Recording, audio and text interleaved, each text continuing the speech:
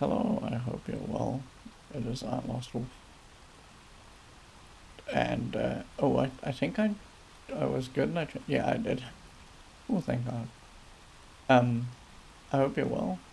Tonight, it's pretty cold and miserable, but not rainy, thank goodness. And what we're gonna do today is we're gonna finish Ultima 4 again. Because I'm sorry, I didn't realize my spreadsheet was up and you didn't see what was happening. But also, more importantly, I found a version of a patch that patches my version of the game that makes it so that we can all see the ending together and the whole ending. And then what we're going to do is we're going to look at some contemporaneous reviews of this particular Ultima. We don't normally do that for the Ultima games specifically. We've done it a lot for Syria games and other old games that we played.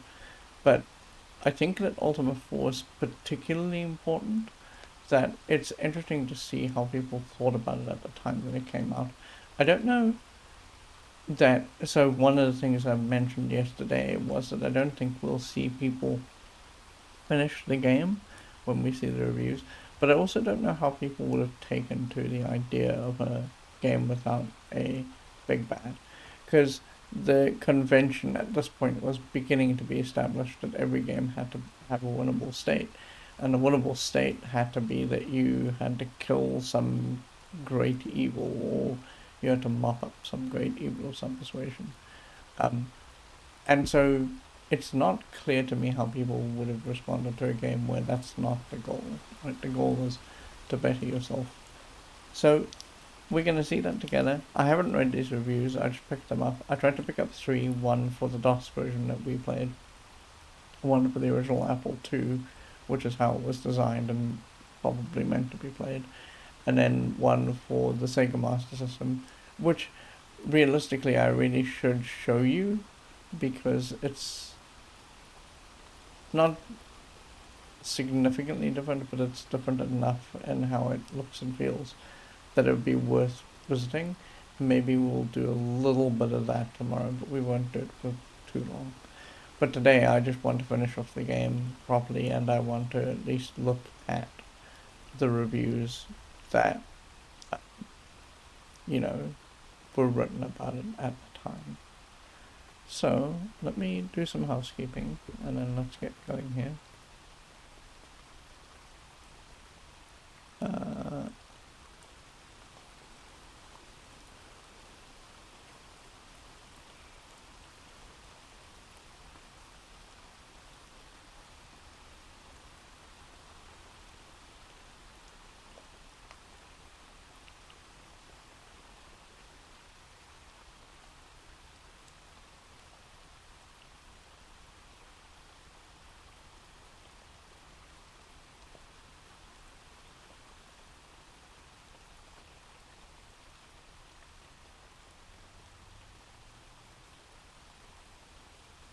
and let's do this.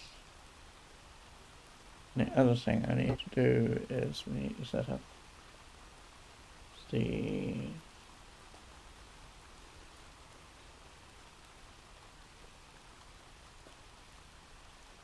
there we go, the timer. Right, so let me show you the game. I played through the last three because it turned out that I had a save game from just before the ending, but it wasn't at the ending because I was dumb. I thought we were just going to finish the game, it would be fine. So I played through the ending again to get to the point where we have to interact with um the last shrine. So here we are, we're at the last shrine.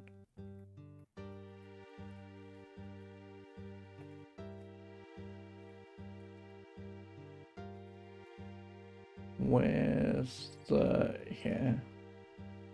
Because I don't really want to get to the end and make a mistake. So, yeah. Let's put use a stone. A voice rings out. What virtue exists independently of truth, love, and courage? And we know that this is now humility.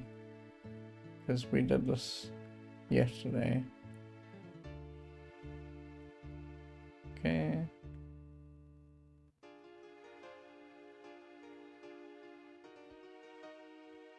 So, yeah, hold on.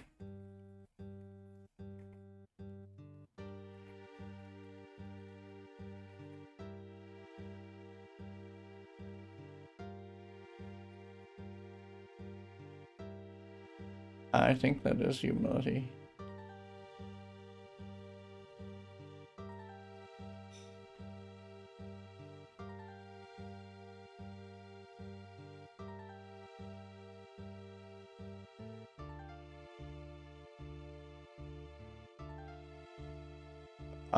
Yeah, I think this is humility.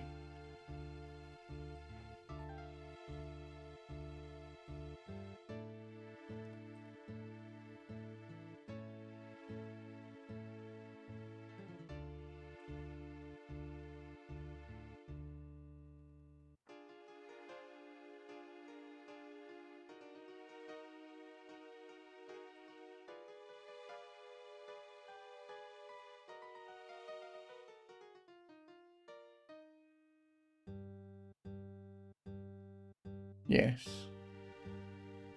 Yeah, okay. It is humility.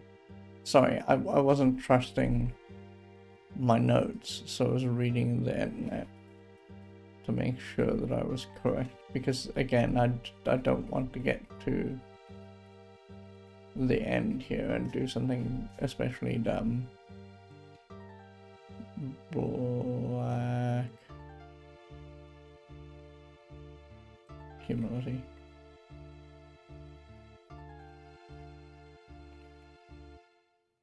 Okay. And here is the ending. Use your key of 3 parts. What is the word of passion? Passage? It's Varamical. Passage is granted. We'll talk about Varamical in a second, once we're done with this. The voice asked, what dost thou possess if all may rely on your every word? And this is, as we learned yesterday, honesty. So, honesty. And then the voice asks, what quality compels one to share in the journeys of others? That's compassion. The voice asks, what answers when great deeds are called for? That's valor. The voice asks, what should be the same for Lord and serf alike? That should be justice.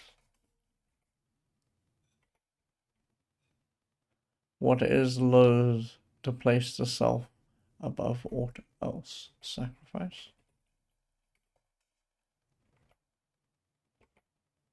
The voice asks, what shirks no duty? Honor. What, in knowing the true self, knows all? Spirituality. The voice asks, what is that which serfs are born with, but nobles must strive to attain? That's humility.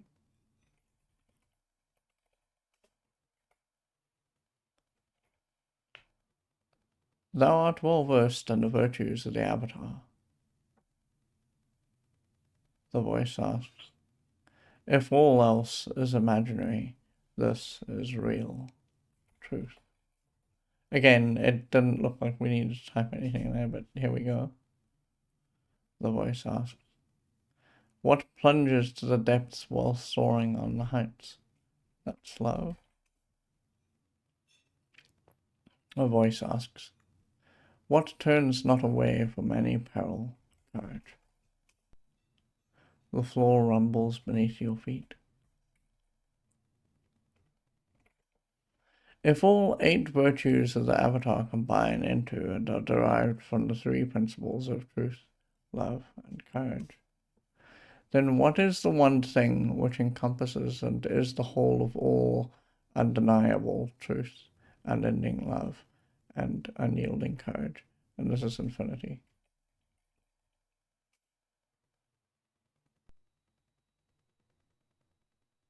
And here's where our game locked up last time around. The boundless knowledge of the Codex of Ultimate Wisdom is revealed unto thee.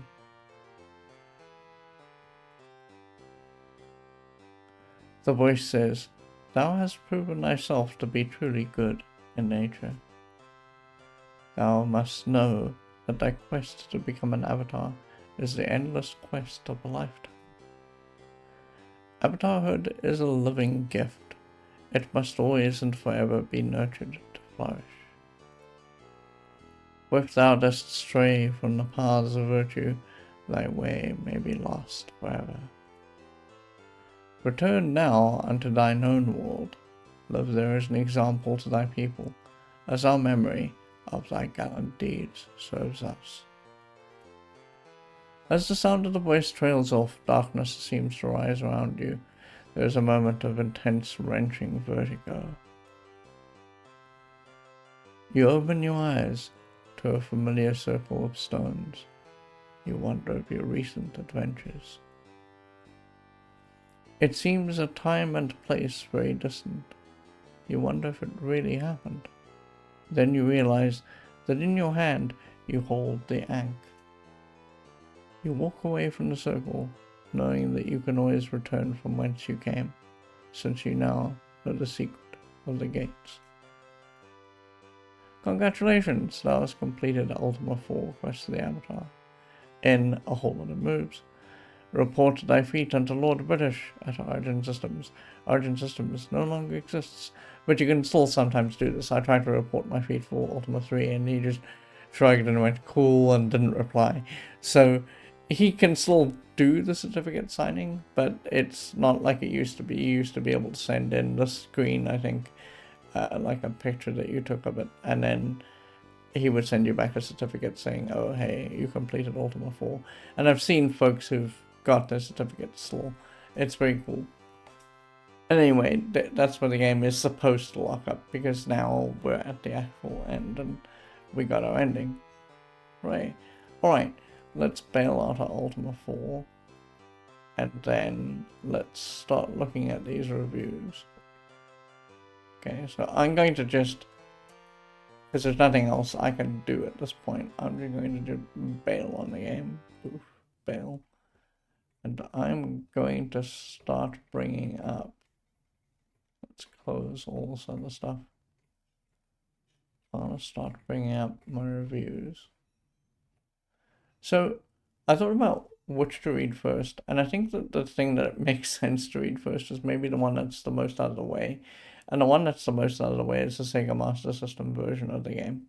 Now, to give you some context for this, Ultima had made its way to console before. We've seen the last iteration of this. It came to the NES. So let me just pull that up very quickly before I bring anything up here.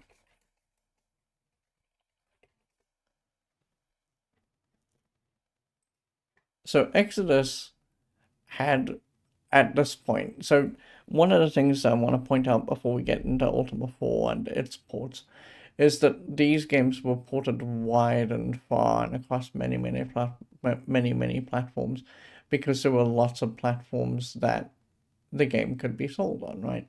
It was an 8-bit game, there were 8-bit computers aplenty, and so Richard Garriott figured the best way to get the most money out of the series was just to port it far and wide, and that's what they did. So when you think about Ultima 3, the jump to a console system isn't too surprising, because for Ultima 3 they ported to the Amiga, the Apple II, the Atari 8-bit, Atari ST, Commodore 64, MS-DOS, FM7, MSX2, Mac, PC-88, PC-98, NES, Sharp X1. Some of those are very Japanese machines, like the FM7, MSX2, the PC-88, PC-98, and Sharp X1. The NES was the console, right? So it's not surprising to see that Ultima 4, gets ported to a console. And in fact, again, if you look at the list of systems that it came out for, and I only found a handful of these reviews for a handful of these systems, which frankly I'm not surprised by, because the gaming press wouldn't have had access to example an X 86,000, right? They just wouldn't have bothered to review that specific version. But again, we can see here that we've got the Amiga, the Apple II, the Atari 8-bit, the Atari ST, the Commodore 64, MS-DOS, FM Towns, which is actually a cool little computer. And at some point, I don't know when, but at some point we need to play, because we played last year, Loom for MS-DOS. We should probably try and play the FM Towns version of Loom because it's significantly different in the way it looks and sounds. Um, there's the FM7, MSX2, the Master System, the NES, PC88, PC98, X1, X86,000. Now, the review that we are going to see is for the Master System. The Master System gets called various different things around the world. In some parts of the world, it's just called the Genesis, right?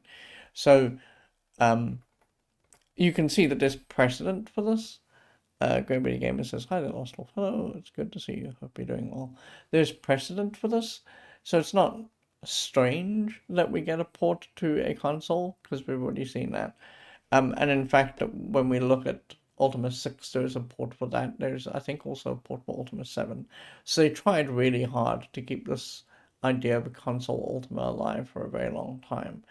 It didn't always succeed, as we learned with Ultima 3. Ultima 3 on NES. Ultima 3 and the MS-DOS version is significantly difficult to get going in because you're fighting food.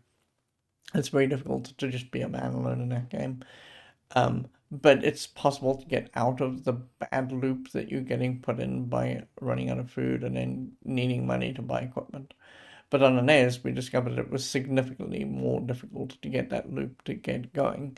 Now, I don't know if that's true on the Master System version of Ultima 4, but we'll see in a second here. So I think we're going to start with the one that's the most way out, which is the Master System version. And I think that's... It's not this version. This is the... Yeah, okay. So let me bring this up. And then let's just read together.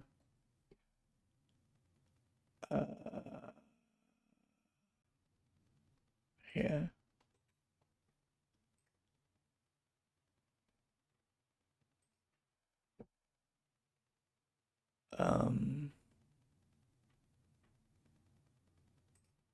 This is the correct thing. Okay. So,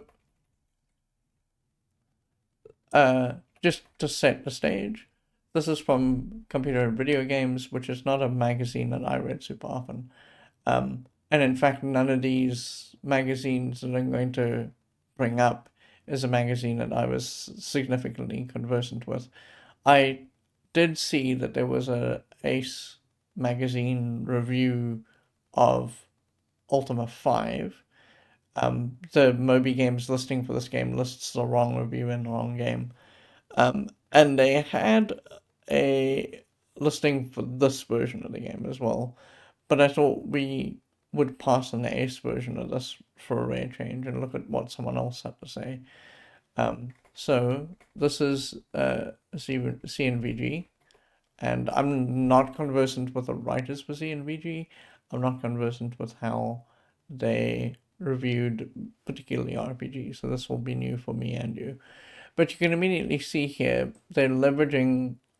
So I want to say the Master System port of the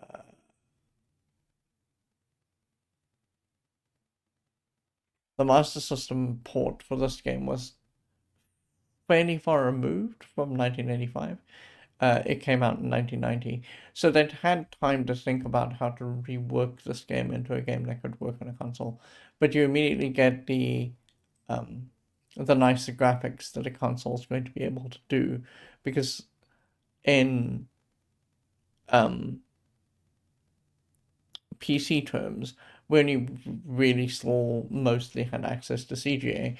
Now, we cheated and used the patch that gave us VGA, but in CGA, all of this would have looked like significantly worse. So we immediately get better graphics, nicer little cutscenes.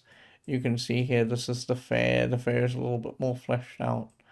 Um, and so it looks like a nicer presented game just on the outset by Sega Origin. Once again, Sega would have been the publisher and Origin would have been the developer here. Sega was the set of folks who developed the Master System. Once again, you have been mysteriously summoned to the realm of Britannia, this time to follow the quest of for the Avatar, which is a mistake I conveniently make all the time. When I think of this game, I don't think of it as quest of the Avatar, I think of it as quest for the Avatar, a search for a new vision and way of life, which will lead the people of Britannia from the age of darkness into the age of light. Now, this is talking about the backstory. The first trilogy, as we've discovered, is called Age of Darkness, and we are now in the Age of Enlightenment, but it hasn't formally been given a name yet. So this misnaming of it is fine because no one knows yet that 4, 5, and 6 will eventually turn into the Age of Enlightenment. In order to do this, you must become an 8 enlightened in all 8 of, sorry, in all of the 8 virtues of the Avatar, which are buried deep in the hearts of.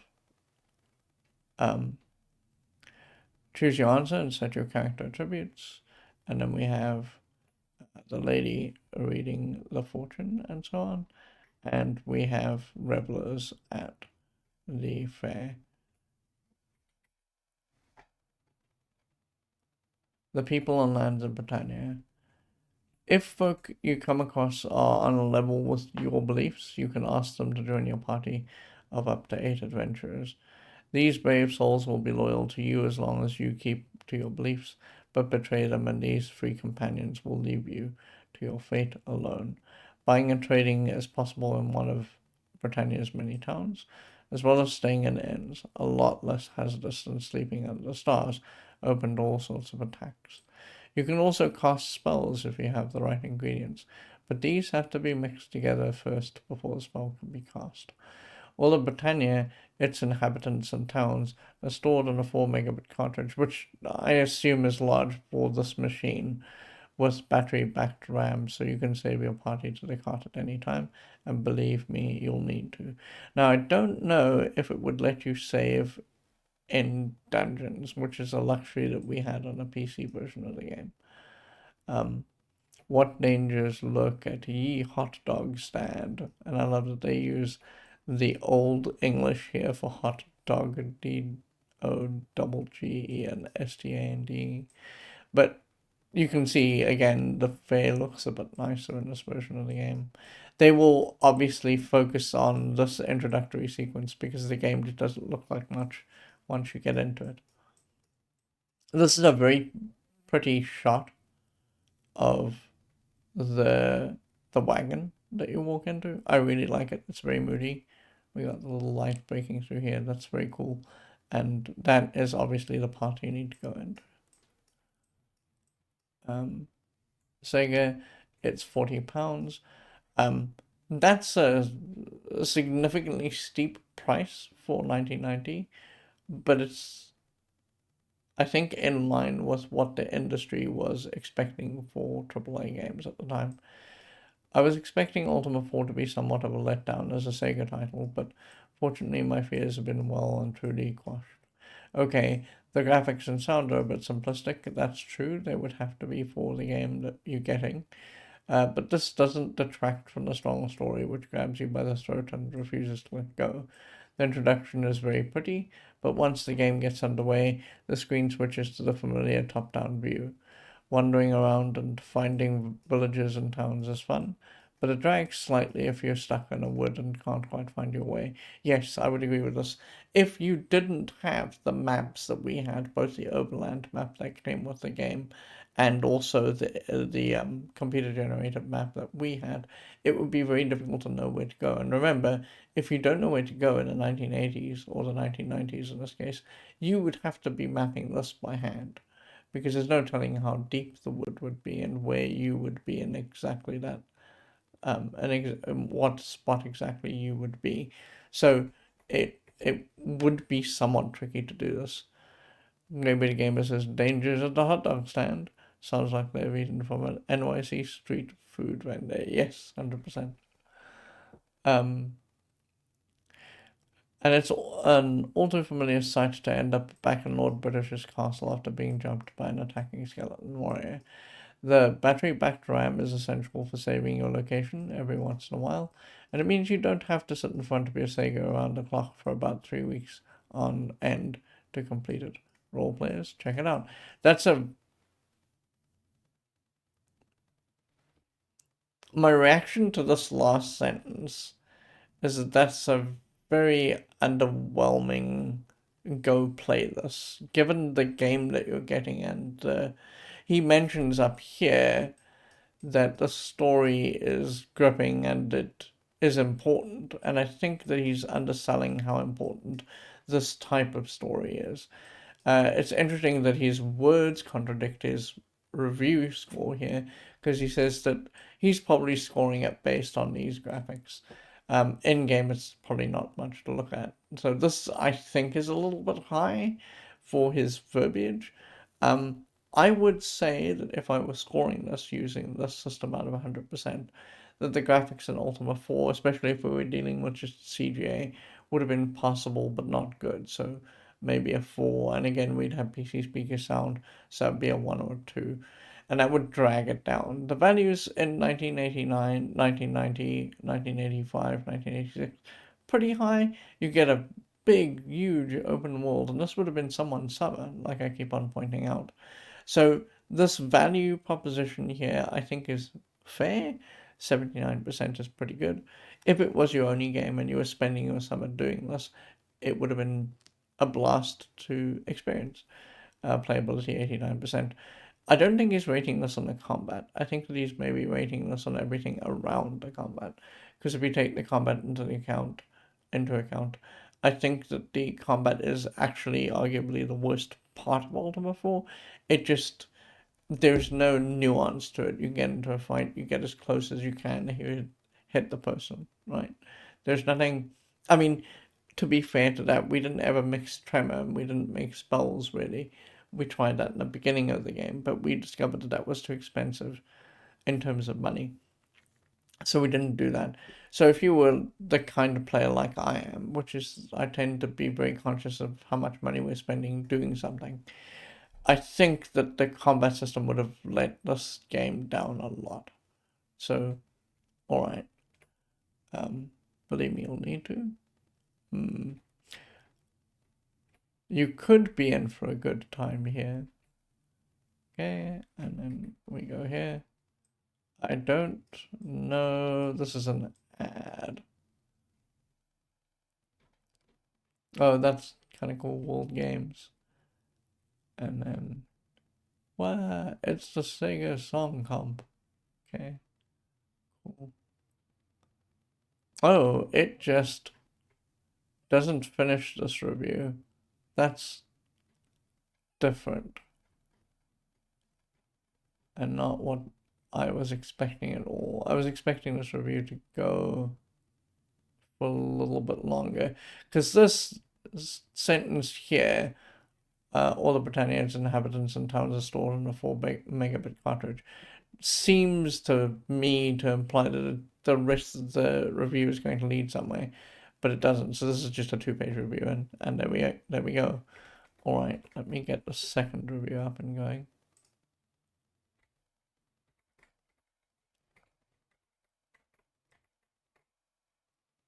Okay, so let's talk about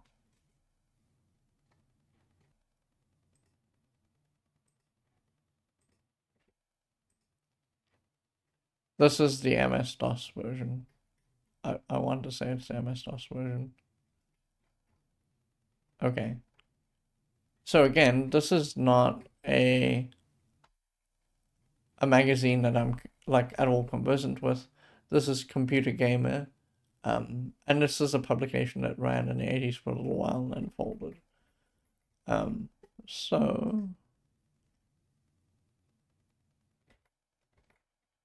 Here we go. This is Ultima 4, Quest of the Avatar.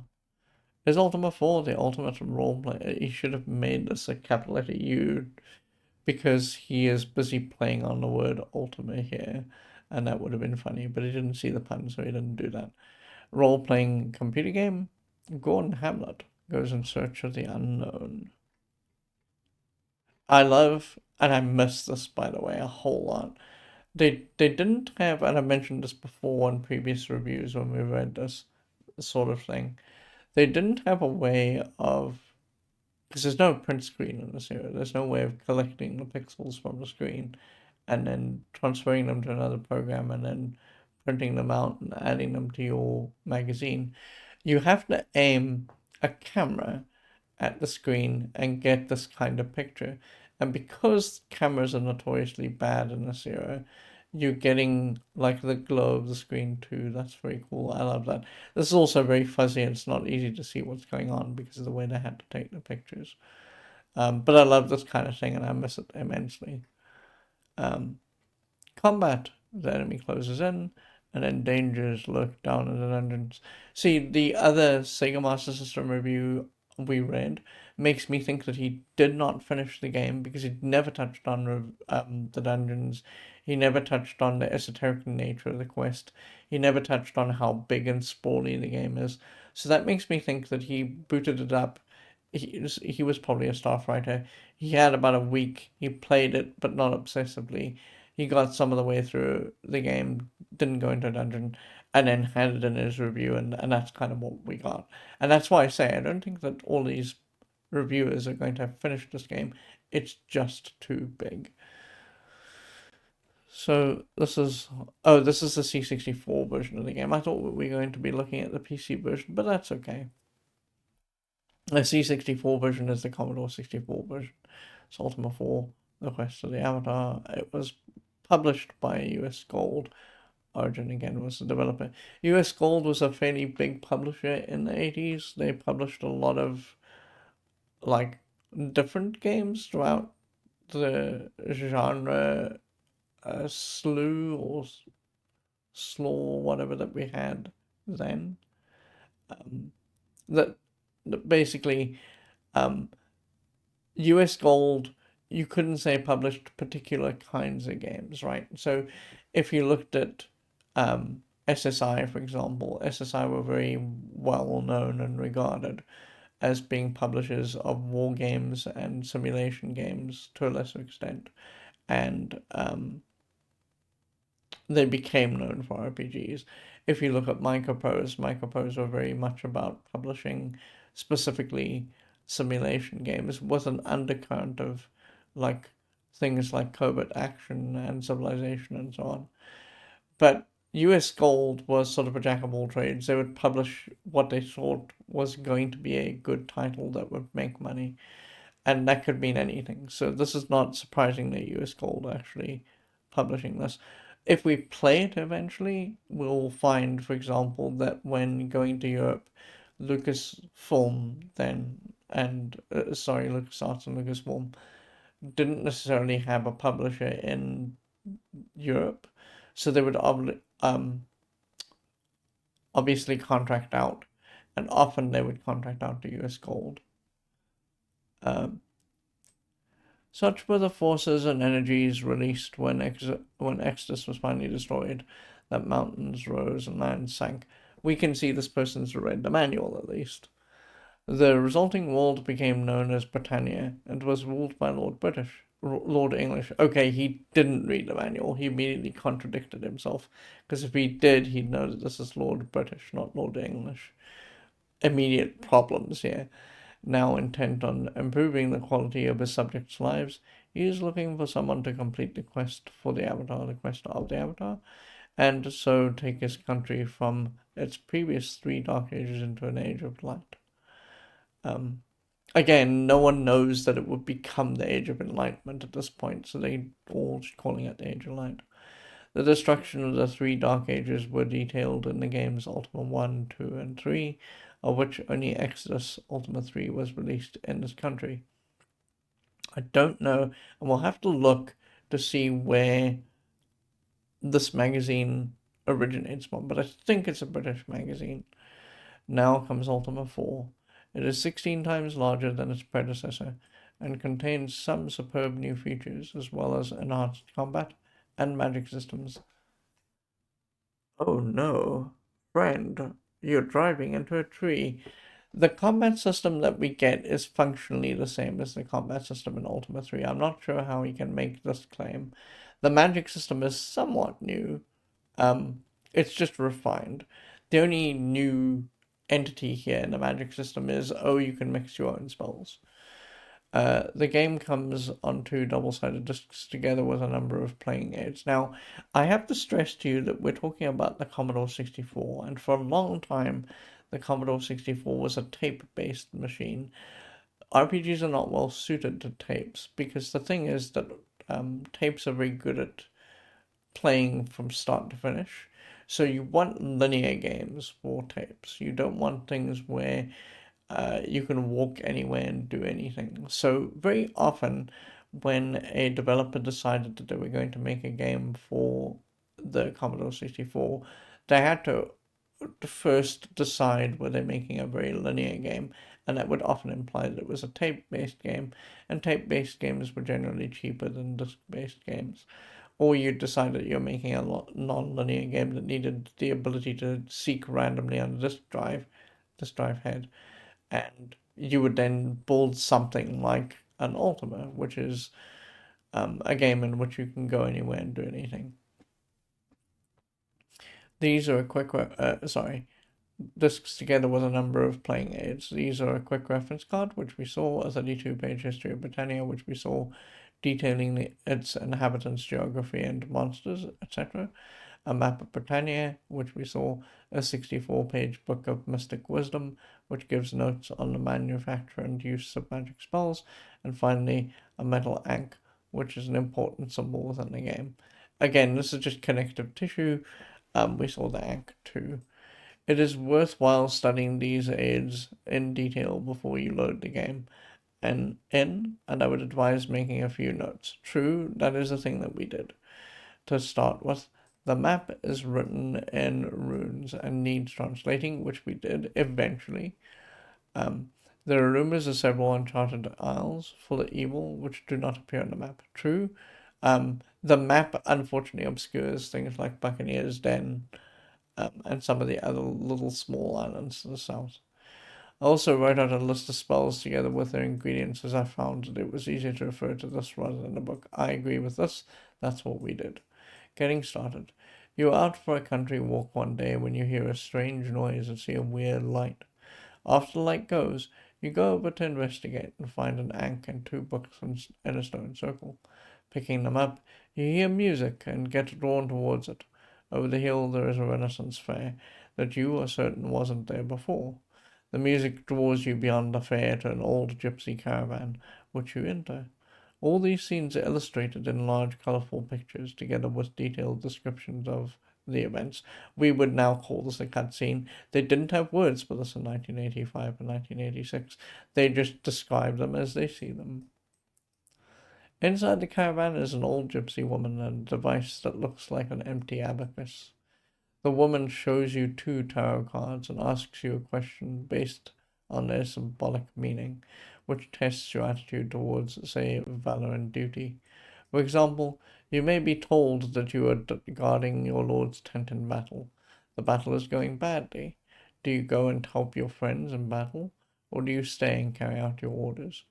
When you pick your answer, two marks appear on the top bar of the abacus. This continues another 6 times until your character is fully assessed. Depending on the answers you give, so you become a member of one of the 8 types of professions. It is important to answer the questions honestly and not try to outwit the computer. I beg to differ because, okay, so unfortunately this is the era of the internet and we've backported and figured out how the system works so we can game it. I think if you were smart and did this enough times, you would eventually be able to game it too because you'd be able to work out how the system worked. So I don't know. So, okay. So let's talk about the idea of Ultima 4, and we'll see that this becomes removed as we step further and further away from Ultima 4. The idea of Ultima 4 particularly is that it wants you to embody as an Earth person the character that you're playing completely.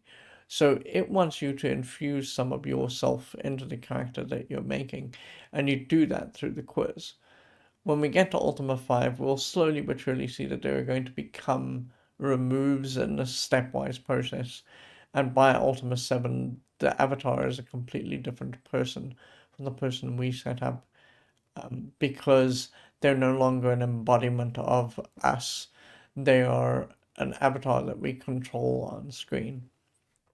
And so this idea that you answer the questions honestly is subject to interpretation, because like what we did, we jammed our way into being a mage. And I think that if you wanted to play that way, that's the thing that you should do.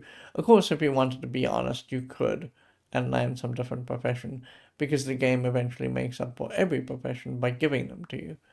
It's just that when you get every profession, you don't get as many spell points. Like, for example, if you got a mage, I don't think that you'd get all 99 of the spell points. But I'm not sure. We didn't try that, so I don't know. This is because your character is monitored throughout the game, and if you deviate too much, companions that you persuaded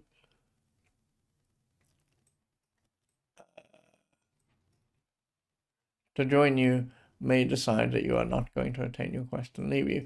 Now, we didn't have this happen, um, but my understanding is that if you are not very careful and you don't follow the virtues very strictly, the companions that you get kind of go, sorry man, I'm just not interested, and they can leave.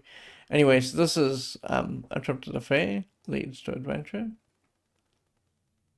and then we have an expository screen here about what we're looking at when we look at the game world. We'll look at that in a second. Character types. There are eight. Oh, sorry. There are 8 types of professions: fighters, rangers, paladins, mages, druids, bards, tinkers, and shepherds. All have differing skills, be it in... Is this person high? Be it in combat, magical ability, or wood lore. This person is high. I don't think they played the same game we did. Like, at all.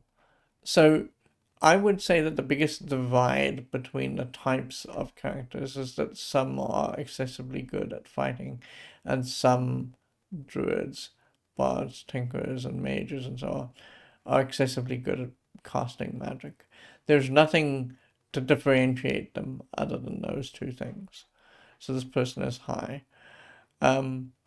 Each profession is based on one of the 8 cities spread throughout the land. As your party consists of up to 8 characters, it is not unreasonable to assume that you will need to persuade one of each of the other 7 professions to join you if you are to succeed in your quest. Your quest itself is more difficult to define. Avatar means reincarnation, or the supreme fulfillment of a principle. You are seeking to become enlightened in the 8 virtues that you were questioned on by the gypsy. These include valor, spiritualism, truth, compassion, and justice. If all this sounds deliberately vague and philosophical, then don't worry. There's an awful lot of destroying evil, battling monsters, exploring dungeons, and haunted islands to be done as you pursue your goal following clues and searching for information. I like this here. He is not giving away anything about the game, which is actually great. I don't know if he played the game. So far, it's difficult to tell. Although this sentence here makes me think that he may have played the game, but in an altered state. But I think that he played the game enough that he did some of this stuff. Okay. The 2 moons, Tremel and Feluca, control the moon gates. There we go. This is a little spoilery. I wouldn't have given this away, but he has to talk about what this looks like, so sure. The status window, maybe how I would have rewritten this statement is the 2 moons, Tremel and Feluca. You can tell people that. are important for playing the game. Maybe that's what I would have said. The status window shows your character's state of health, abilities, and weapons. Yeah, I would mostly agree with this. Food and gold essential to any adventure. Yes, true. Um, Command box adventure style commands are entered by single key presses. Yes. The wind direction for sailing, the map of the surrounding wilderness. The party is close to a town. True. The town is here and the castle is here. This is the opening bit of. I. He may have lucked into. Oh, okay. He was a paladin, so he may have lucked into being on the mainland because I think that paladin starts in Trinsic. I'd have to look at my notes, and so for him this wasn't too big a deal. Um, he has Dupre. We know he has Jana, so he's been around a little bit and he's collected folks. Now, he may have made a mistake. He's got a lot of food. He may have made a mistake of picking up people super early. We can see that he has a sling and he has chainmail. So he's been playing the game for a while. We can infer that he's been playing the game for a while. Um, yeah, he's at level 4. So he got through some of the game. I think that's good. Okay. And then this is from the opening scene again. You can see that the Commodore 64 looks a little bit worse than what we experienced because they only have a handful of colors to work with. The first thing you notice as you explore the lands of Britannia is that it is very large. True. You start off next to a town, and it is advisable to stay close as you find your bearings. Also true, he's not mentioning which town, so I think that he made more than one character, because this is very obfuscation-y. There are 6 different terrain types to be negotiated, ranging from grass, which allows easiest travel, through to mountains, which are totally impossible. Marshes are places to be wary of, as they give poisonous gases. He's played a favorite of this game. That's good. The rougher terrain types also slow you down, which could be important if you're being pursued by hostile trolls. You can get horses, and there is rumored to be a balloon or similar somewhere in existence. He might not have found this, that's fine. Which implies to me that he didn't finish the game. You also need to learn the art of sailing. Pirates of... Pardon you? There's nothing... There's nothing to sailing. You hit the button and go in a direction. Oh god. Pirates are plentiful, and you will need a ship if you are to reach some of the outlying islands. Other means of transport include certain magic spells and the moon gates. Okay, so I do want to talk about this. We skated past this idea. There's a blink spell that you can get, and there's a gate travel spell that you can get that rely on Mandrake Root and Nightshade. And when you blink, you go a short distance in a given direction, and when you gate travel, you go to the nearest gate. So we didn't do that, but there are various ways of speeding up the game that we didn't employ. These are governed by the 2 moons, Travel and Fluka. Why is he giving this away? That's so sad. Oh well. The former controlling the appearance of the gate, and the latter the destination. Oh, okay, that's good. He went through a couple of gates and worked this out. Great, okay. At all times, the display map shows terrain that is in direct line of sight. In other words, you cannot see through walls or mountains. True. And, in fact, when we get to Ultima 5, we'll see this system refined some more. And refined in a worse way. By Ultima 6, it becomes very, very difficult to navigate at night, for example. But we'll see that when we get there. As well as moving across the ground, you also have to visit the bowels of the earth. Subterranean dungeons and shrines line remote places. You need certain items before you're allowed to enter a shrine. True. All that is required before you go into a dungeon is a source of light and a strong heart. From personal experience, they are vicious. I don't know, man. I didn't think that but okay, he maybe didn't figure out that you could Z down to where you needed to be. But he does mention that he's seen the spell system, so I don't know how he didn't, but okay, cool. Even their names strike terror into the soul. despise, to start, and shame. Inside looks. This is a. I like this sentence. This is a well written sentence. This is very evocative. Oh, I meant to talk about that. Sorry. It's okay. We'll talk about it when I'm done. Even the names strike terror into the soul, despise, to start, and shame. Inside lurks every conceivable sort of monster. The corridors are full of rats, spiders, insects, slime, and something called a mimic, which likes to sit around dungeons disguised as treasure chests. This would have been fairly new to people who didn't play D&D, right? People who played D&D would have known about mimics, so that wouldn't have been too surprising. But lots of people who didn't, and there were a lot of people who didn't play D&D in this era, might not have known anything about this kind of thing. The first one I entered, a large chamber with a pool, contained 4 cyclops, 3 pythons, a giant squid, and a sea serpent. And what for? A total of 108 pieces in 3 chests, 2 of which were trapped. True, there's a lot of trapped chests in Ultima, and we'll see this get worse actually. By Ultima 8, it's actually a problem. By Ultima 8, almost every chest that you open is booby-trapped some way. There are many monsters above ground too. Orcs, rogues, and skeletons abound. He didn't work out that things were changing around him. That's interesting. There are evil wizards, trolls, ettins, flying dragons, ghosts, and a whole variety of sea monsters. Okay, he maybe did. That's cool. Not all creatures are hostile, though.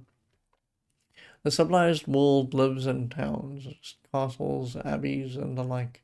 Inside the towns are various shops, guilds, and inns, where you can buy weapons, provisions, services, and information, etc. There are also the town's many inhabitants. You should talk to them all, for they will give you many clues as to the nature of your quests and how to achieve them. When you talk to someone, you get a brief description of the character, and a prompt asks you what you want to know. You can ask the character his name, job, or state of health. What further information you get depends on the answers given.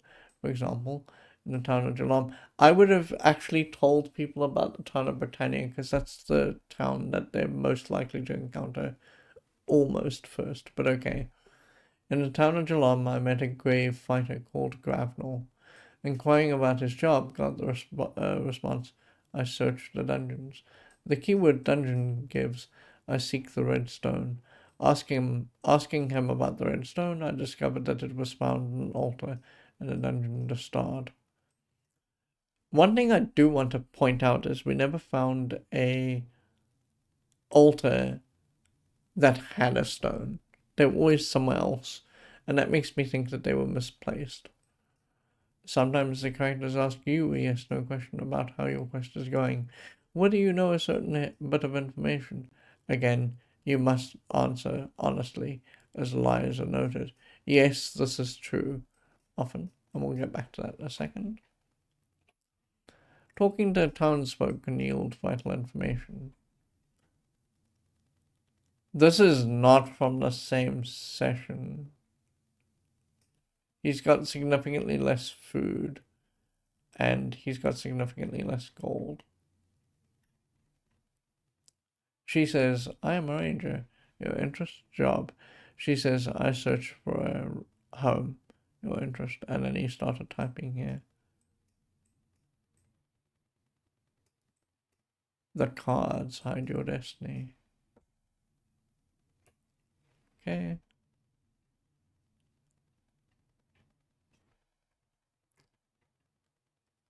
You get referred to another character or place. For example, a druid in you tells you to ask Telford about the whereabouts of the Rune of Justice. At any stage in a conversation, you can ask a character to join you. Most of them will decline your offer, but certain people will accept and offer their services as long as you remain true to your ideals. A useful tip is to go and see the Seer Hawkwind in Lord British's castle. How does he get it right here, and he doesn't get it right in the introduction? What? Frequently, as he can tell you how you are progressing in the various virtues. The last time I saw him, he didn't finish the game. When he turned this review in, he hadn't finished the game. When I saw him, I was informed that I needed to be a lot more compassionate, and consider giving lots of my lifeblood to healers. You will need to make copious notes of everything as you go along. By the time I'd passed 10,000 moves and done nothing more than visited 8 cities, I had filled a dozen sheets of foolscap with notes and information gleaned from various inhabitants. True. If you think about our system was a little bit better. And if I'd been playing this in 1986, I may have kept computer notes. I don't know that I would have been able to search them, but I would have kept them that way. Not that I could read them while I was playing, but I might have printed them out. As soon as you are out of the safety of towns, you are considered fair game by any passing band of orcs, etc., and you will soon find yourself preparing for battle. You will, of course, have taken the trouble to buy both suitable weapons and armor for your companions. Different professions have different needs.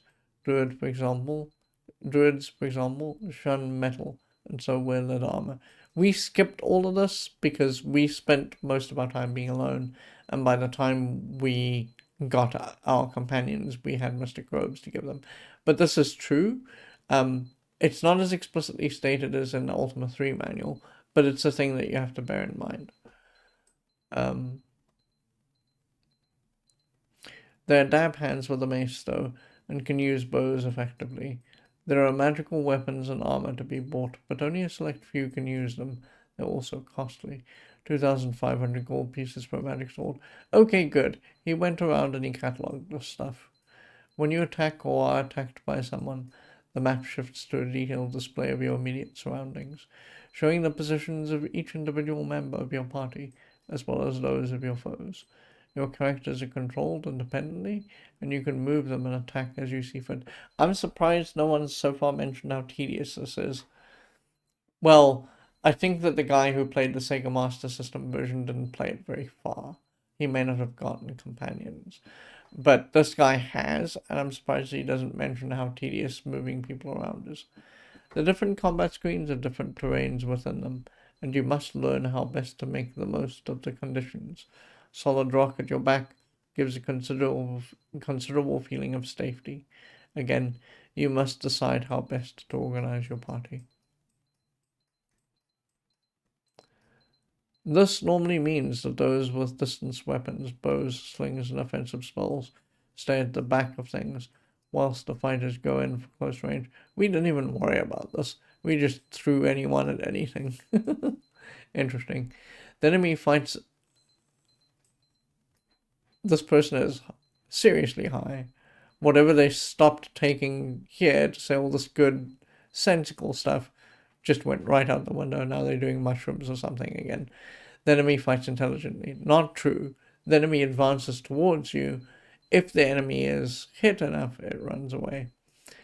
If he is doing badly in battle, he will. Okay, well, I guess he was going to say that, but still. You can also do this, and it is important to note that this is not taken as a sign of cowardice. Interesting. I always thought that it would be problematic to run away because it would dock your avatar score. But okay, cool. I didn't play the game to completion.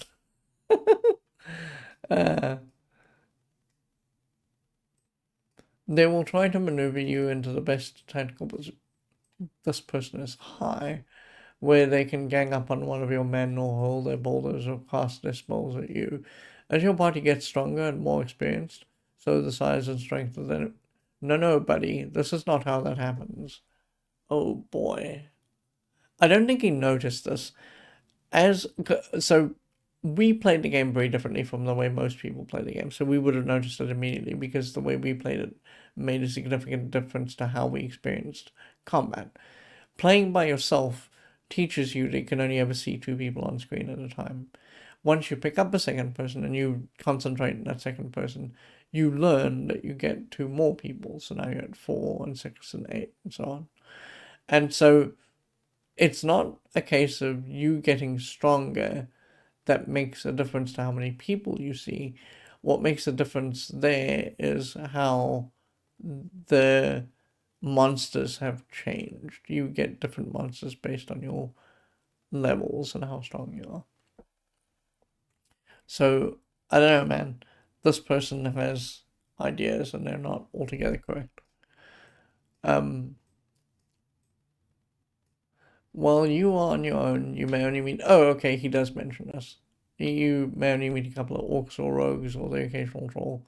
With 4 in my party, a typical group of attackers would be 6 orcs, a couple of trolls, and a 2-headed Etin. Groups of lesser monsters tend to be controlled by a more vicious or intelligent wizard, creature such as an evil wizard. Again, I wouldn't call this that, but okay, sure. When you kill a monster, you receive a certain number of experience points, e.g. 4 for a python, 6 for an orc, 8 for an ant, and so on. I don't know if this guy knows that he's not supposed to be killing the pythons, but okay. If over the course of your adventures, members of your party gain 100 plus experience points, they can go and see Lord British, who will promote them to the next higher level. This gives you more hit points and greater magical skills. Of course, you can get wounded in battle, each hit sustained depleting your hit points. If the hit points reach 0, a character dies but can be resurrected by spell or healer. If your entire party dies, you get returned to Lord British Castle, and your party reverts to its starting levels and loses most of its equipment. What? Are you serious? If we'd died, if the whole party had died, would they just have gotten knocked back? We should try it at some point. I'll set up a stream where I've gotten ourselves into a dire predicament somewhere along the way. Maybe we'll do that for tomorrow when we look at the Sega Master System version of the game. And we'll just see what happens when I die and we get sent back to Lord British. Because, wow, that's a kick in the nads. Like a serious kick in the nads. Because when you think about how long... Now, okay, to be fair to us, because of the way we played and because of the equipment we had, it didn't take very long to get someone to level 5 or 6. It took about 2 hours, sometimes 3 hours. But that's every time that happens and you lose your entire party's worth of work, you're knocking the entire party back to like level 3 or level 2 or level 1. And that's a significant amount of time to get them back to level 5 or 6. That's very scary. A night in an inn or camping in the wilderness does wonders for your health. If you kill all the enemy or they run away, they leave a chest behind containing treasure, usually in the form of gold pieces. We didn't see anything other than gold pieces, so I don't know what he's talking about here. These chests are frequently trapped with poison, sleep spells, acid explosives, etc., and should be opened by the most dexterous member of the party. Interesting, we just opened them with our mage. That was probably long-term a mistake, but okay. Alternately, you can use a spell to open a chest, but this will use up some of your precious reagents. It may not be worth it. True. The average amount that comes out of a chest is probably about 23 or 24 gold. And so you're spending the equivalent cost of the open spells reagents to open it up. So you've got to deduct the amount you're going to get from the cost of the reagents. I don't think that's worth it.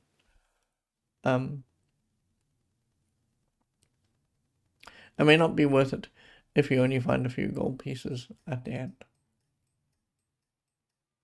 Magic. All the professions, with the exception of fighters and shepherds, possess some magical ability. How much depends on a character's intelligence and his profession. Wizards, as might be expected, have the greatest potential, while a ranger only has half that potential. There are 26 spells to be mastered, but before you can cast any of them, you must have the appropriate ingredients and mix them in the correct quantities. There are 6 basic reagents: spider sulfur, ginseng, garlic, sulphurous ash, blood moss, and black pearl, and these can be readily obtained from any good herb shop. The other 2, mandrake and nightshade, are not so easily come by, and you must ask discreet questions if you are to find them. The Book of Mystic Wisdom details the ingredients of most of the spells and gives clues as to the proportions needed. Other clues can be gleaned from talking to sages. When you want to mix the reagents, you are prompted to add of the various ingredients. You are then informed of your success or failure. Watch when you juggle proportions. It is easy to add too much, and you are just wasting your money. Now, we learned that for the most part, you only need one of something to make a spell. So this person's still working with some of the early information that they got out of manual that is incorrect. The spells are a varied lot, ranging from healing and opening chests through to earthquakes and resurrections. You can fire magic missiles and fireballs and negate the opponent's magic. We didn't do any of that. Well, we didn't do a lot of negation, but we did all the rest. Some spells are used for traveling or changing levels in a dungeon. Oh, okay, so he did know about that. He just didn't do any of it, I don't think. Others give you protection or added dexterity, allowing you to strike 2 blows to the opponent's 1. That would be quickness. We never did that really outside of testing it. The enemy also uses magic and enjoy creating fields of poison, sleep gas, flame, and light. They don't do a lot of that. We saw some of that, but that was at the top end of the spectrum for enemies. Okay. These cause all sorts of damage to anyone foolish enough to try and cross them. Naturally, your quest guarantees that you will have to cross them at some stage. True, controlling the game. Most of the game is controlled through a single keystroke entry system. 4 keys are used to move you, and alphabetic keys allow you to perform various actions.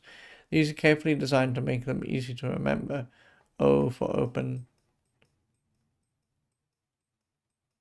S for search, C for cast, A for attack, T for talk, etc. Some commands prompt you further. If you attack someone, and the computer wants to know which direction you wish to attack. The only direct input required is when you are talking to someone, and that is usually only one word. The display is in 4 main sections. The main area is the map of your current area. At the top of the map is the position of the 2 moons, and at the bottom, the wind direction. The top right displays details of your party. I'm not sure why he's telling us this when he already has a picture explaining it. Maybe his boss read this and said, hey, take a picture of that and annotate it, and then they didn't edit this out. Usually their names and state of health, but also their statistics and inventories when requested. Below that is a small panel showing the amount of food and gold you have, and whether any long-lasting spells are active. The bottom right of the screen is for command entry, and it also displays the results of your actions.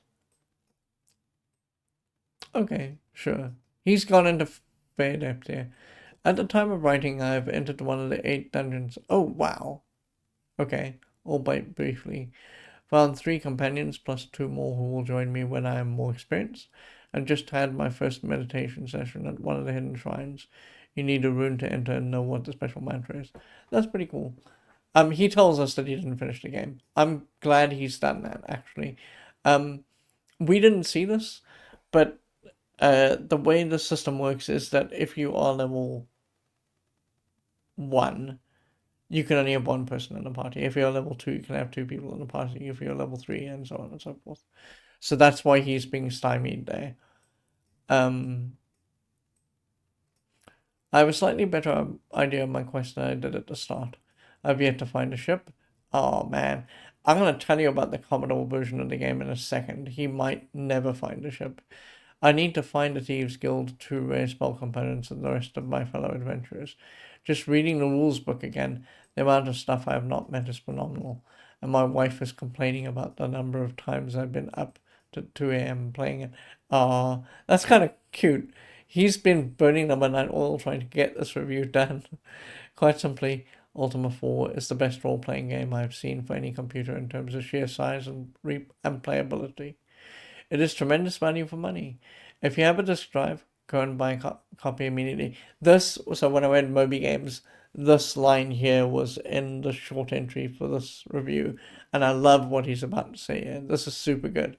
If you don't have a disk drive, go and sell something else and buy one, then buy a copy of this amazing game. Ultima 4 is available on C64 disc from US Gold and will cost $19.95. That's not too bad. It's very different from the $39.95 that we saw for the Sega Master System version.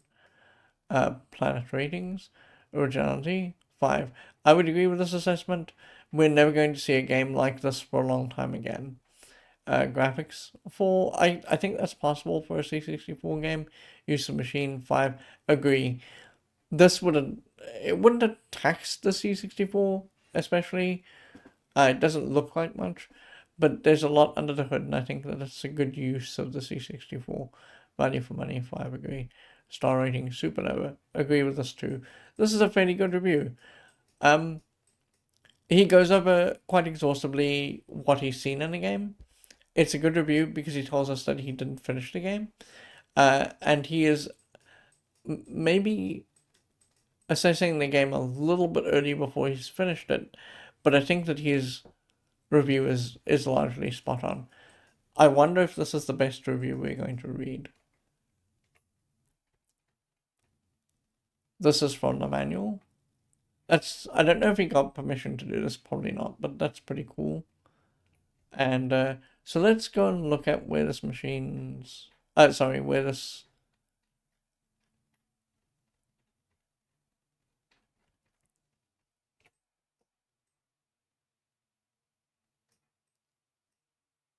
Oh, an August Specialist publication. That's interesting. They probably don't exist anymore. Exclusive Ultima 4, Fame and Fortune. This is such a nice cover image here. Death, fortune, life. That's very cool. I wouldn't necessarily typify the avatar as a Conan-like guy, but it's interesting that the artist chose to interpret that idea this specific way. 128K Spectrum, Sinclair's new games machine. That's also interesting because this is about the time when the ZX Spectrum was starting to come out. Where are these people located? Oh, they're in London. Okay, sure. I will buy that Ultima 3 was the first game that was published in Britain at the time. Because until then, so Ultima 2 was published by Sierra, but Sierra didn't have a specific outreach program for Europe at this point yet. They're still building towards that. And Ultima 1 and Ultima 0, it makes sense that those would not have reached Britain because Ultima 0, as we saw, was sold in Ziploc baggies to begin with and then picked up. And Richard was never very happy with that arrangement. So, sure, it's fair enough to assume that Britain only saw everything from 3 and 4 onwards until eventually they got a decent publisher that published. Origin got a decent publisher that published Ultima's North 1 and 2 in that territory. Computer Gamer is a monthly magazine appearing on the fourth Friday of each month.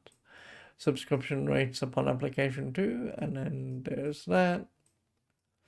The contents of this publication, including all articles, designs, plans, drawings, and other intellectual property rights herein, belong to August Specialist Publishing Limited. These people are probably dead.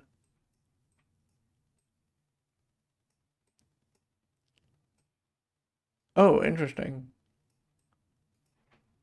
I wonder what that's all about. We'll look at that in a second. Are they going to mention who their reviewers are? No. Okay.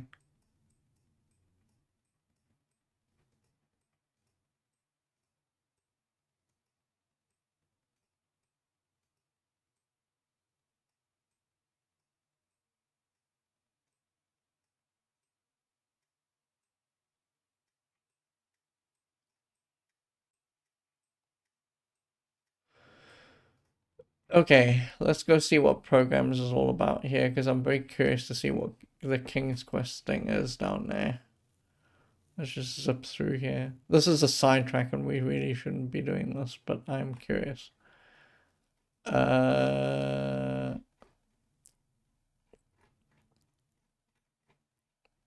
are we?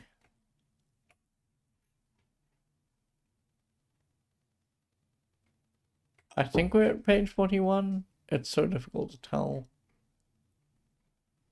Oh, yes, we're at page 41.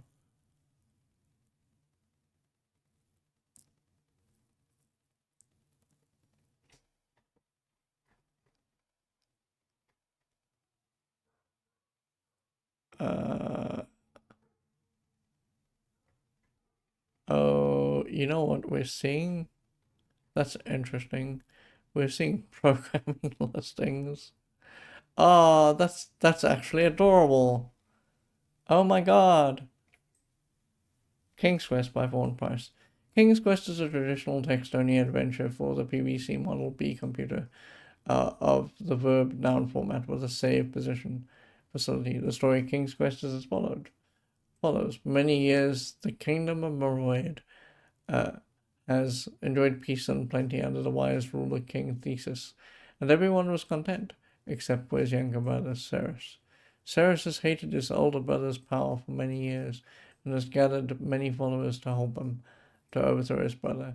And it came to pass that Ceres and his band of rebels deposed his brother Theseus by force, and took the place of the king. During the reign of Ceres, the land became inhospitable with high taxes enforced and scavengers roaming the land. And what of his brother Theseus? Why, he was not killed, but imprisoned somewhere within the castle. And that is where you, an outsider to the Meroid kingdom, come in. You have here the story. You have heard the story of the rebel uprising, and being a typical adventurer, and out of curiosity, you go in search in a strange and foreign land.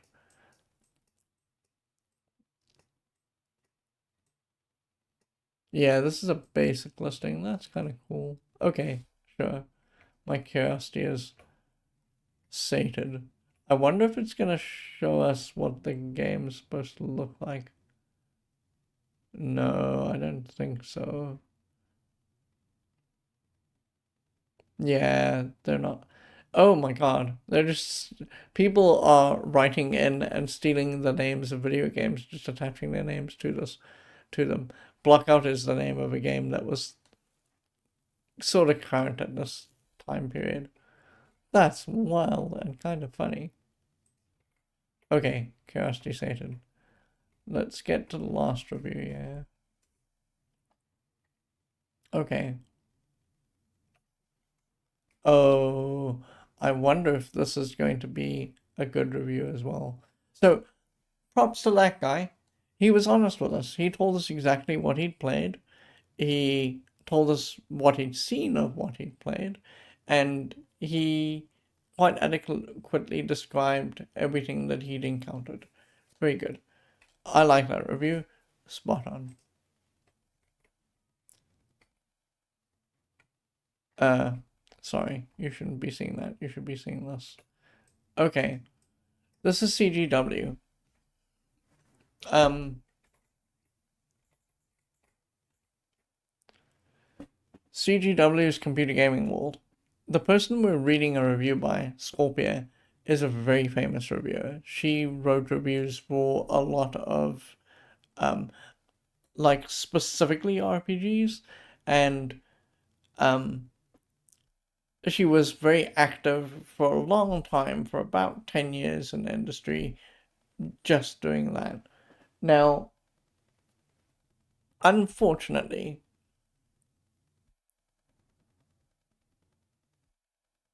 the gaming industry at this point, so computers as a domain had existed at this point for about 30 years, right? They weren't the same as what we recognize them as now. They start off as very big, very massive machines that subsumed whole rooms. But the industry as a whole has always almost all, like more or less been male dominated. But there were women in the industry at large, and they were making good contributions to the industry, not necessarily to the games industry, but to the computer industry. Uh, for example, one of the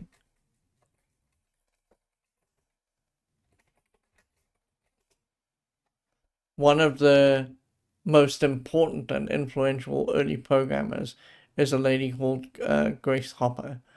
And Grace Hopper invented this language called COBOL. And COBOL was very important. Like, it's difficult to overstate how important COBOL was to the early part of computer programming because it showed up everywhere where there was a business system. COBOL's a very high level programming language that specifically deals with how to solve business problems. The point I'm trying to make is that for a long time there was at least a little bit of parity in the sense that you could always have women working in the computer industry. They wouldn't always get the same recognition, which is a problem that we've just always had. But they were there and they could make inroads into the industry. We've seen already, for example, that at Zero Online, the biggest game developer in Zero was undoubtedly uh, Roberta Williams. Now, you can make an argument and say, oh well, sure, she had close proximity to Ken Williams. She was his wife, right? And so of course she would get star billing, but there's enough originality and interesting stuff happening in her games. Think about the design for King's Quest 3, for example, or the circular design of King's Quest 4, both of which we played, that warrants her place in the pantheon of computer game designers. She's good at what she does, right? At this point, like around 1985, 1986, it becomes more and more apparent that video games are turning into a male-dominated arena. And the fallout from this is that if you are a woman writer for a magazine, you will often take flack from various people who read your reviews. And this actually happened. We haven't encountered it yet, and I don't know if I'm seriously ready to play those games.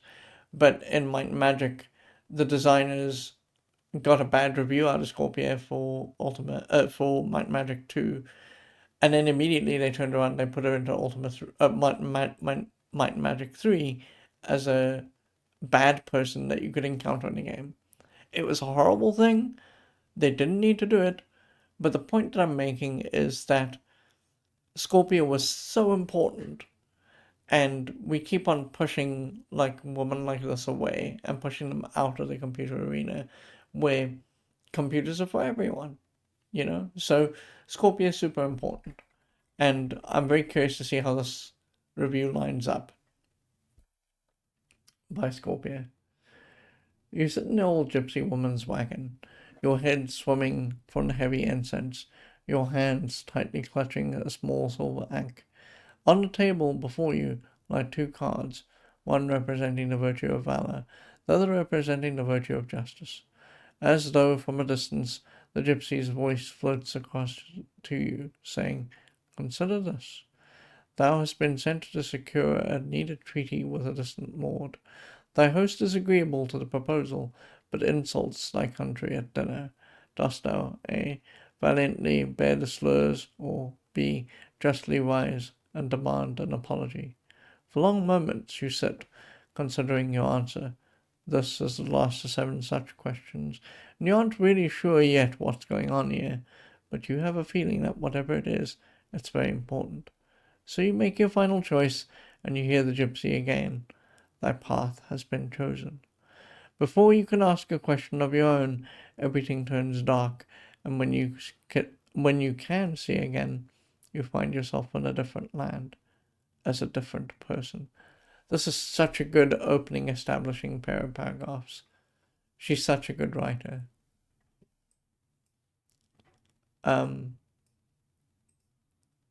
Sorry.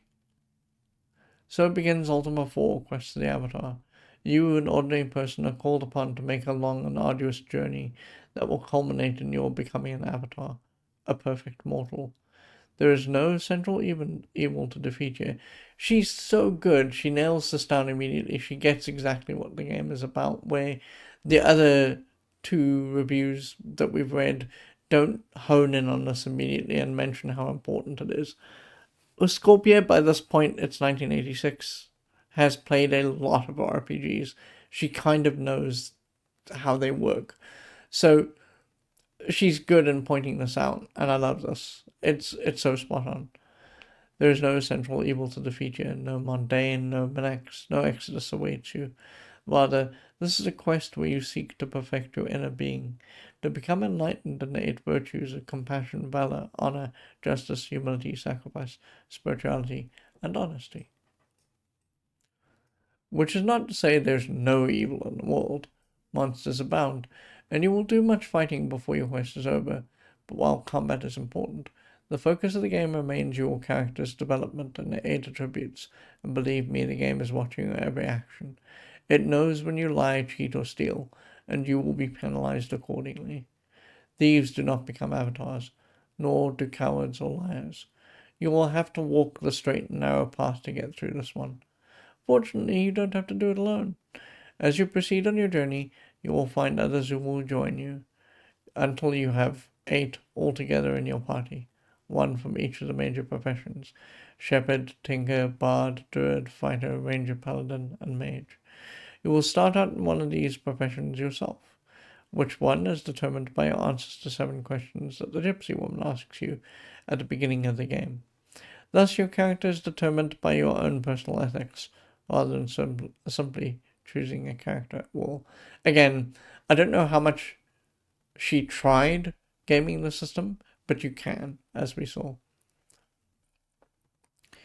You begin alone, outside your hometown, which varies according to profession, with some food, money, armor, and a weapon. Interesting. So this is I think this is the Apple II version of the game that we're talking about here. And I think that what she's just done is she's taken one of the screenshots from the manual and plopped it in, because she doesn't have access to a way of getting pictures into this magazine. Because as we see here, these are just pictures from the manual. Shepherd, tinker, bard, druid. Oh, maybe not. This isn't actually in the manual. I love the style of these screenshots, if that's the case. I love the black and white nature of them. You okay, which with some food, money, armor, and a weapon, you will not necessarily be level 1. The closer your answers are to the ideal of the profession, the higher your starting level will be. Oh, that's interesting. I didn't notice that. She did create a fair few number of characters. For instance, my fighter began at level 3 and my mage at level 2. I don't know if that's true. I think mages are always level 2 and fighters are always level 3. Because when we picked up fighters, they all started at level 3. So I think that's the case. Check your stats at the beginning so you know what you are and what you have with you. Now the quest begins in earnest.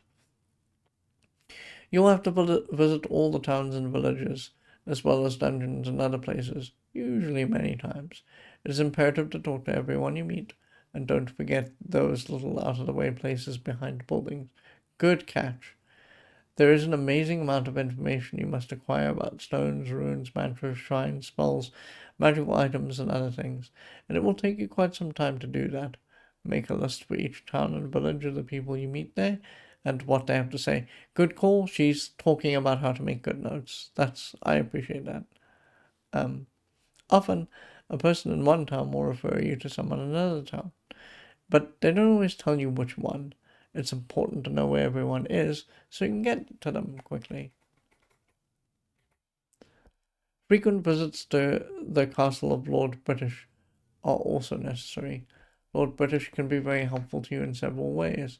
Among them, raising your level when you have enough experience, this goes for all members of the party, and healing your party of injuries. Hawkwind, who resides in the castle, will tell you how you are doing in regard to your attributes, and how far along you are towards enlightenment and the 8 virtues. Talk to him often. It's a big world out there, so be prepared for a lot of traveling. There are several ways of getting around. You can walk, ride horses, sail a ship, go through the moon gates, or, when you learn how, cast moon gate spells of your own. In the beginning, of course, you'll have to hoof it or use the gates.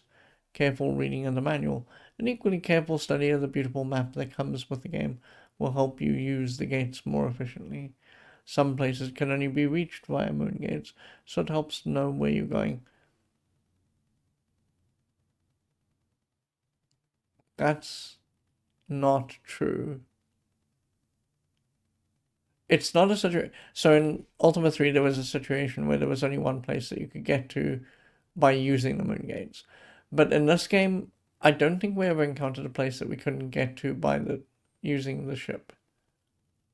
So this is the one untruth in this review so far. Unfortunately, as you travel the land, you will be bothered by all manner of rude pests such as orcs, skeletons, rogues, trolls, lava lizards, demons, dragons, balrogs, and so on. I don't know that they were called lava lizards, but sure.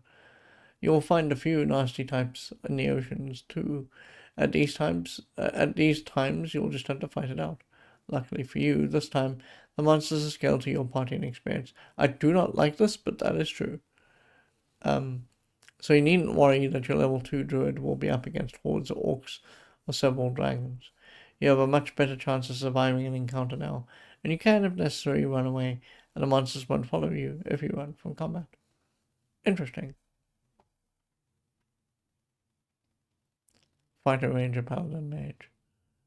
As in the previous Ultima, the screen switches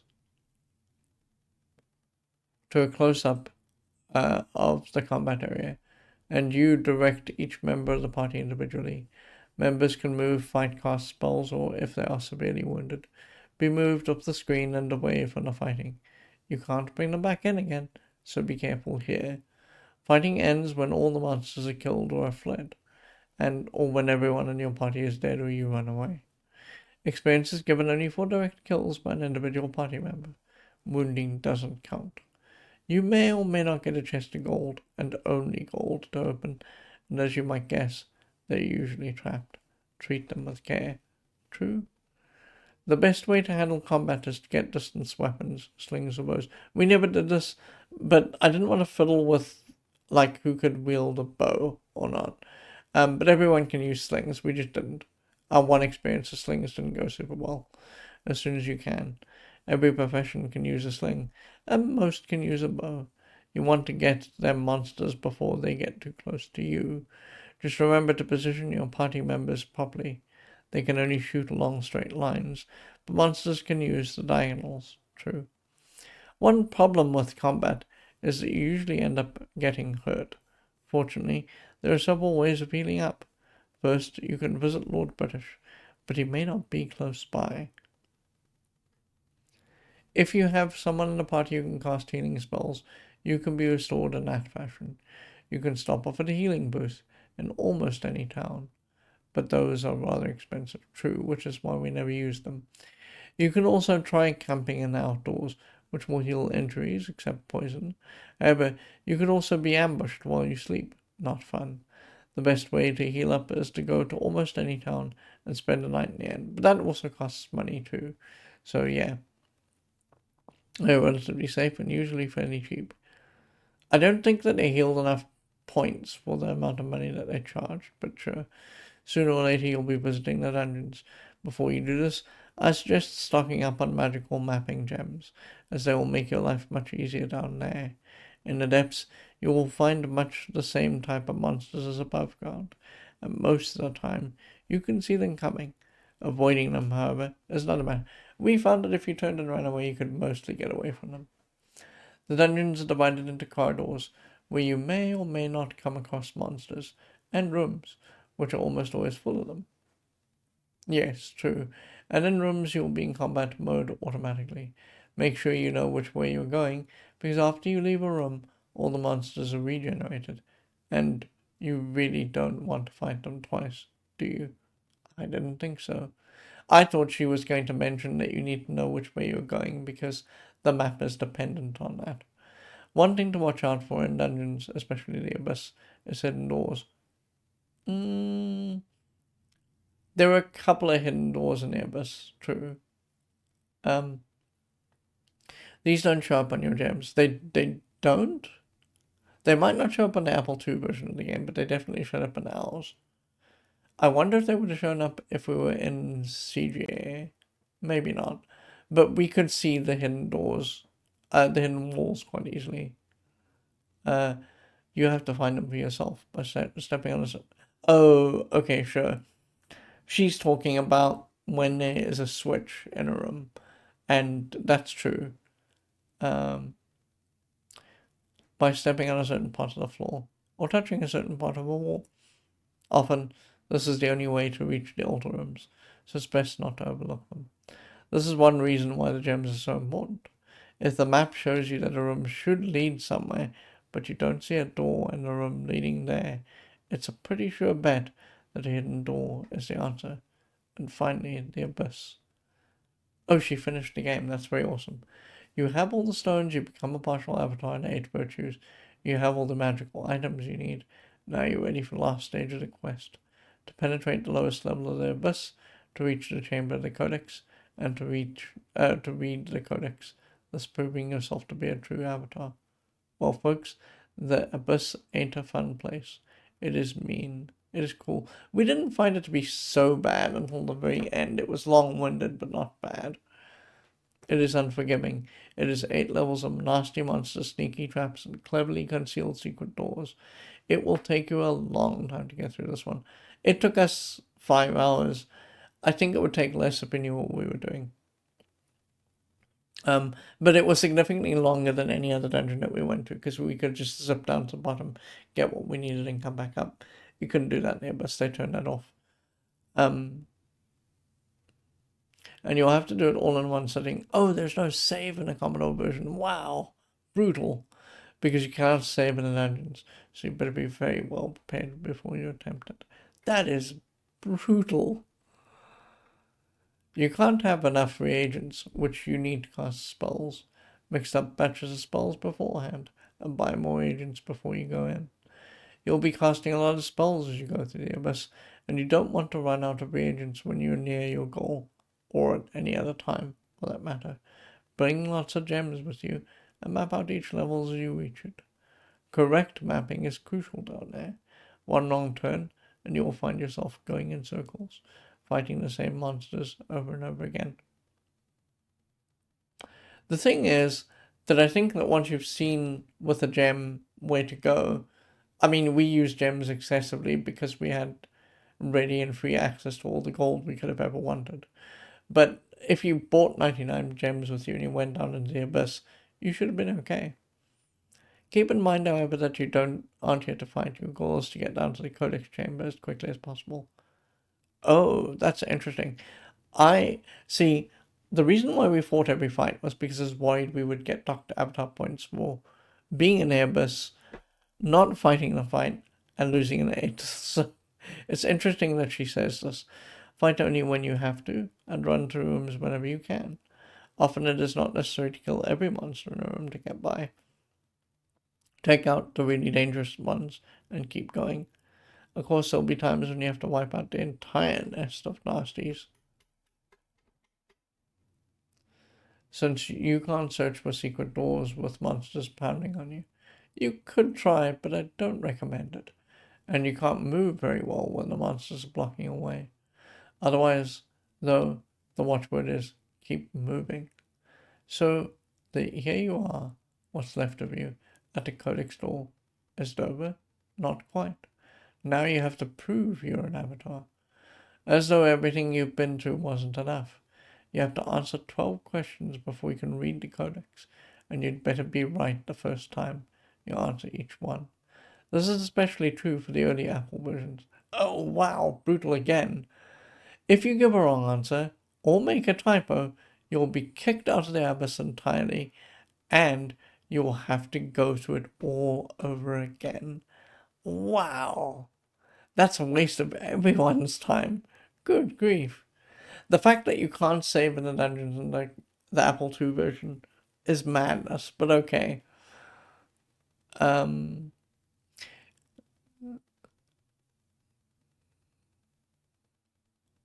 All over again, the whole 8 levels. Scream! Lord British is making a change to this for future versions. which may be out by the time you read this, and you'll get a second chance if you blow it the first time. Okay, so I wanted to talk about Veramicor, and that door and some of the other subsequent questions in the MS-DOS version will let you attempt a question twice before it knocks you out. Don't let me forget to talk about Veramicor, because I might forget.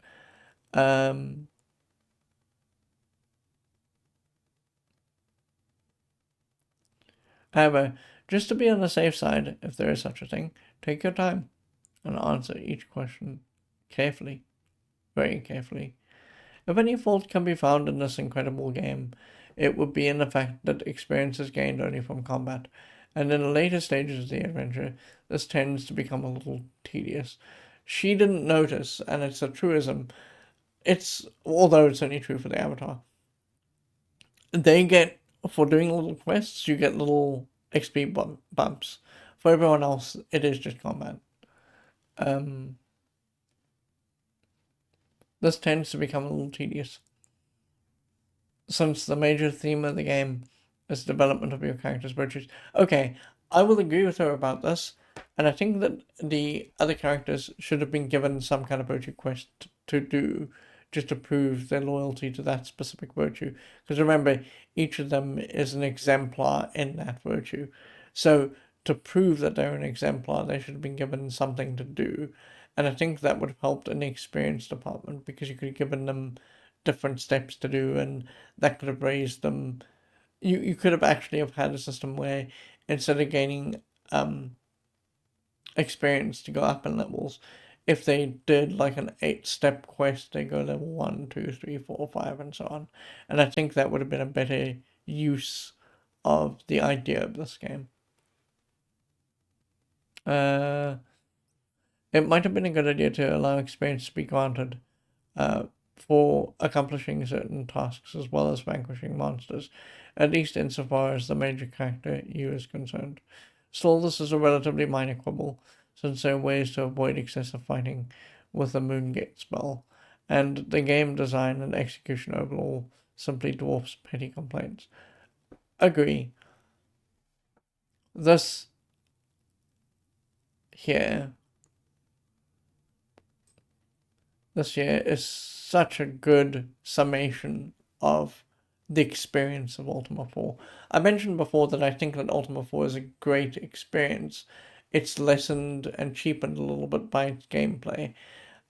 If the gameplay had been smoother and smaller in scale and scope, then I think that this would have been, like for me anyway, a knockout A+ game, and we would never be looking at another Ultima again.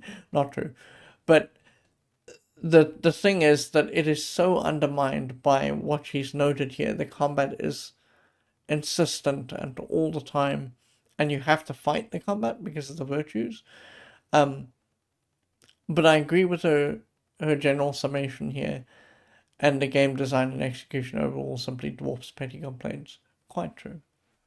So as you can see, there is a lot to this one. Fortunately, everything you need to know can be found in the two manuals.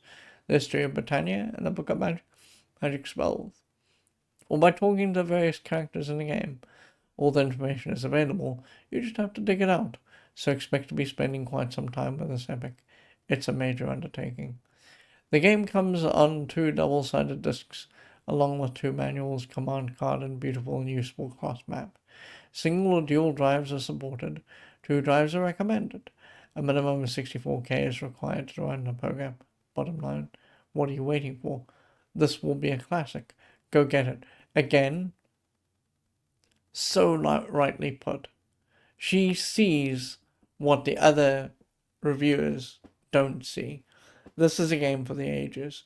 And I say this, I don't know that people will be talking about this game in 20 or 40 years maybe, but for right now and for where we are historically in terms of computer video gaming, this is such an important game, and I'm so glad that we played it. Copyright C 1985 by Scorpio, all rights reserved. That's such a good review. I really like that. So we got 2 good reviews out of this session. Great. Okay. So let me very quickly talk about I wanted to talk about two specific things, so I need to bring up my notes. And I did say that when we were playing the game, I would come around to these two ideas. Okay, let's start with this. So we learned that the statement that we had to make at the door to get into the codex room was Vermicle. How does that work? Well, if I'd been a little smarter and looking at this more productively, I was trying to jam this into one big long word. Okay, so this is a failure on my part. The other failure on my part was I was trying to understand this as an English word. It is not an English word. It's a bunch of Latin contractions. And the Latin contractions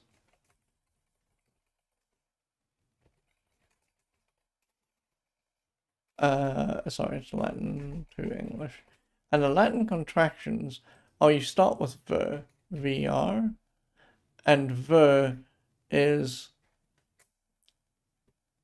why is it? Oh no.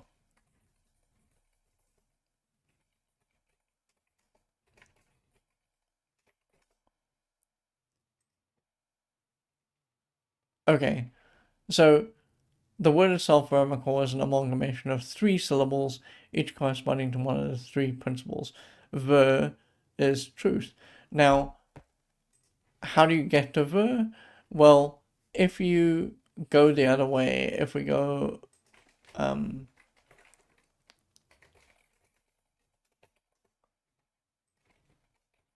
if we go the other way, we say truth. Truth in Latin is veritas, right?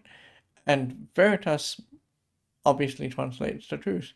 So that starting syllable there, ver, would have been truth. Now, I don't know how you're supposed to get this because the game never ever clued you into this, but this is how you're supposed to solve this puzzle.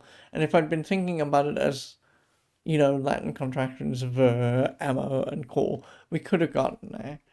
And then we got love, and love is amor, again, AMO, and what is it? It's truth, love, and courage. And courage is this is not correct because it's a Nemo, but um the Ultima Codex listed this as core courage. But a Nemo's not quite correct here, and we would have fallen down there.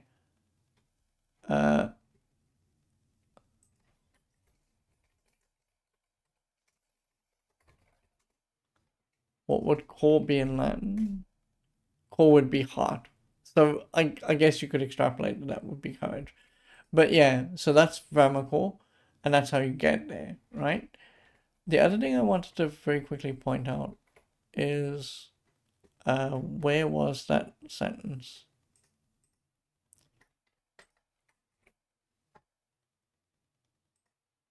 It was at the top of one of these listings.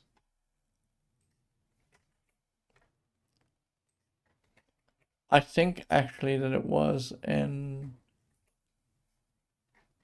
We might have to scroll down. I think it was in. Yes, it was here.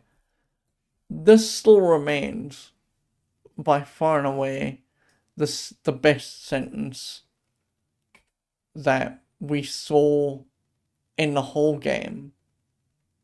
I mean, the sentence here. It's such an evocative sentence, and I still maintain that this is the best written thing that we saw in all of Ultima 4, and I still love this. Pride goeth before, shame come after. It's so succinct. And I'm genuinely pleased that we played through all of Ultima 4 and we experienced it together. Alright, we had no break today, so we're going to leave at about this point. Tomorrow, super quickly, and not for very long, I want to show you the Sega Master System version of the game because significantly different in the way it looks. And we're not going to play it for too long. Like, if we play it for an hour, that will be a lot, and that will be our lot for the day. From Monday onward, we're going to be playing something a little bit smaller, more bite-sized, just so that we can have a little bit of a break. I haven't settled on what yet, but I have people here, so I don't want to get into something that's involved, which means that the way it might have to be set up for us. Yeah.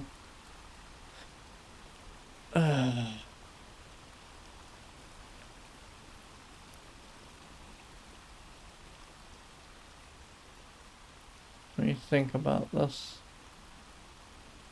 The way it might have to work is that next week we play through something maybe that goes for 14 hours, maybe 28 hours, because we got effectively 6 sessions, so that's 12, and we've got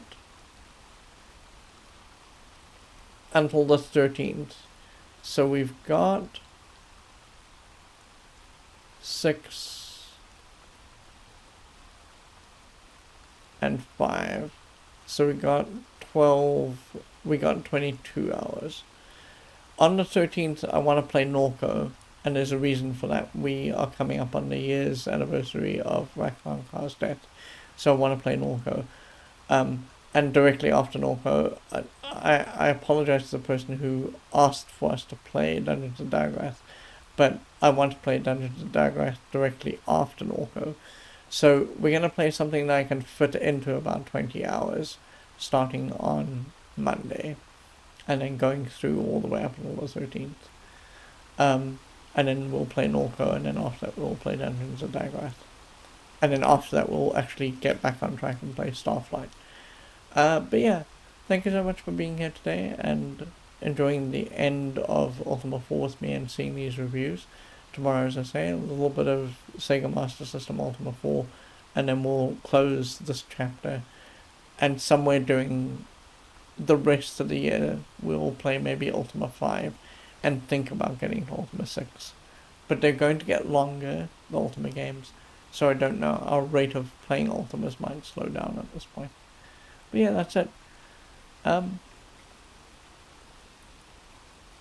Gamer Gamer says, looking forward to seeing what is next. Well, good evening. Thank you, you too. I will see you all tomorrow. Please have a wonderful evening. Please stay safe. I shall see you all soon. Good night for now. I will think about what we'll be playing, and we'll probably just, either I'll tell you tomorrow, or we'll load it up on Monday and just see where we're at. I'll see you soon. Bye-bye, folks.